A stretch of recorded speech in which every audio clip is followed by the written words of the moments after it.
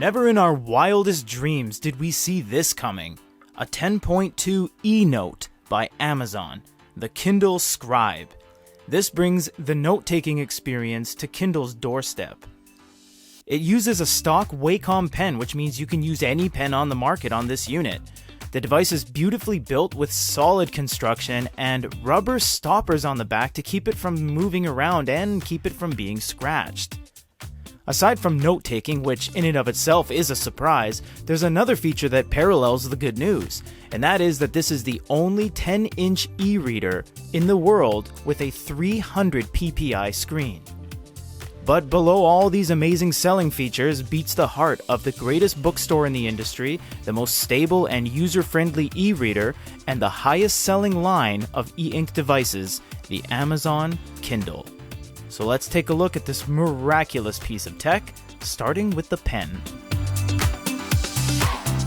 The pen itself has one of that kind of Wacom Intuos kind of look where it tapers out into an arrowhead. It's very nice because it does give you a very good feel. You know what I also like about this is that it's majoritively round except for this one flat bit. So it actually leaves it up to you where to put your finger and how to hold it. You can hold it with your thumb against it, or you can hold it with your finger against the flat part. You get a secondary button that allows you to key map it to things like sticky note, eraser, highlighter, etc. If you get the premium pen, you can actually utilize the eraser like that and assign this to doing something else. So you can do pen toggle, highlight, and then utilize the eraser at the back. Overall, the look is very nice. It is a matte finish with the little Amazon logo at the back. And most importantly, out of this entire thing, it is using the exact same tips as everyone in the industry, which will show you right now. And this puts the Amazon in a very advantageous position over other things like the Sage and the Ellipsa by Kobo. Why? Because this pen is a Wacom pen that uses standard Wacom. If you don't believe us, we can use any pen on the market. This is the EREADER pen. You can click on that. This is the BIGME pen. You can click on that. They all work, and that is huge. So if we go to the pen shortcuts, this is actually one of the only new things in the settings menu. This is the pen key mapping tool. So you can set your middle button right here to be highlighter, pen, eraser, or sticky note. And at the bottom it says if your pen has an eraser, you can simply just use that to erase. And what they mean by that is you no longer need to set that as an eraser because that wouldn't make sense. So we're going to keep that at highlighter. This is the all-new home screen on the Scribe. You have a bunch of things at the bottom here, and one more than usual. You have home, library, notebooks, and more. Notebooks is where you're going to take a note. We'll show you that in a second. This is what you've just most recently been reading. It'll be the little thumbnail, and you can click on more. More is going to be your reading list, Goodreads, web browser, settings, and legal. Web browser is going to set you over to the web browser where you can just scan the web. It's nothing crazy, although it's no longer called experimental. If you go over to Goodreads, you'll see that this is your profile. We have 21 books, 986 friends, etc. What you can actually do is rate other things that you want to read, things that you have read, and for the things that you have read, you can actually leave ratings for them. To keep in line with the guidelines, try to just be proper about it. So if you haven't read something, don't leave a rating on it because then it kind of messes things up for other people. You can see all your friends here, you can see your shelved books, and you can go and just basically scroll around. This is actually, little do people know, Goodreads is the largest social media platform in the world for book reviews in this particular setup. It's quite amazing. You can actually look through recommendations, your friend list, you can alter your profile. It gives you a little bit more of a social media community rather than other features that other manufacturers give you. If you scroll down, this is going to be your stuff right here, and the rest is going to be all Amazon stuff effectively. So you're going to get discover books, you get categories, you get what to read next, books recommended for you, and then some of these services they're going to throw at you. Unlimited reading for Audible, free trial, all that stuff. You have to be careful with free trials and stuff because if you sign up for free, it'll actually say in the disclaimer down below, you agree that every month will charge you $7.99, etc. So just keep that in mind that the majority of all of what you see on the home screen, this and the scroll bar below is going to be belonging to Amazon, and you have this little row up top top here. Even when you search, this will actually search through the Amazon store as well. And if you click the top here, it'll take you to the store itself. You do have all of your recommendations here. You can swipe through things, you can update categories. So it's laid out very nicely, although you don't get a lot of room for yourself. The library tab is going to be your library. You can filter things and change the way it looks. You can do grid view, list view, or even add collections. You can ascend or descend based off different parameters. And I kind of like the thumbnail view. It gives you this nice little physical bookshelf that I think is really the way to go, because it gives you just the cover art, and the cover art draws you into the book. They say don't judge a book by its cover, but you know, that's kind of silly, because that's the reason they put a lot of money into book covers. Surprisingly, the note-taking section and capabilities of this unit, it's actually really small. There's not really a whole lot you can do with it. If you click on the pen, you get fine, thin, medium, thick, and heavy.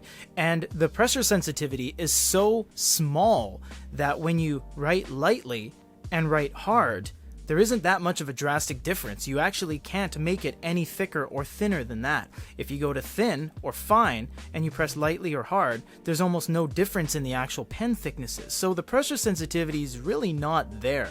But the beauty about this is that you have that second button, so you can go like that and switch between highlighter and normal pen, which is very, very useful for a lot of applications. You can be drawing something and you can switch it from different colors effectively, which is a light gray and a black, so that's really nice. You can change the highlighter as well over here. You can do heavy highlight, or you can do a thinner highlight if you want to do some smaller applications like that. You do have eraser as well. Fine, thin, medium, thick, and heavy. Erase the selection, which is a selector area like that. That circle will go away. Or you can just go to a regular stroke eraser like that. And again, if you already have this, you can just erase the back using the pen. So that's really cool. This is pointer. Pointer allows you to do things that your finger would do, which is strange because you can just use your finger. So for example, if you turn pointer on, you can now tap the top third to bring down the information. And then you can tap out to get rid of it, but you can do the same thing by just using your finger, so it's kind of a little bit of a useless feature there. You can undo and redo whatever you want. You can undo that. If you've made a mistake, you can redo it, and you can go over here and move the palette to the right side or move it back to the left side. Tapping the top and going over here, you can choose your templates, and you get 18 different templates. You can also change the cover of your notebook to be the first page or the current page, so you can just do that. You can go over here to the name the notebook, and this will be a good opportunity to look at the keyboard, so you can change it to whatever you want, like Peter. You see, it didn't catch up entirely all that well, but it does work all the same. We're going to take that away because that wasn't as good as the pen actually interacting with the surface. So we can go ahead and lower that down. If you go back to the top, you get share, and you can quick send to your email or share via email, in which case, if you click share via email, it will add an email address and you can click send. So that's really cool because you can instantly send whatever you wrote via PDF file type directly to your email.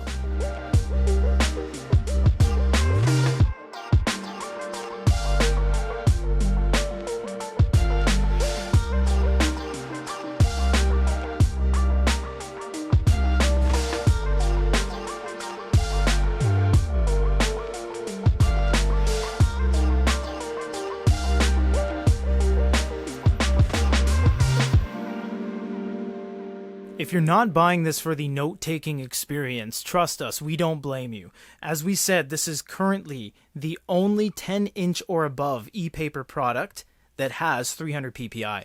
Every other device has 195, 217, 225. This one has 300, which means that outside of its intended purpose of being a note taker, you could totally use this as the latest generation and really the only successor to the Kindle DX. This is the largest Kindle ever made in the modern age, and it's going to be able to completely decimate, in terms of screen real estate, anything that's come before. There's a small niche following of people that still cherish the DX, but this has really put all that to bed.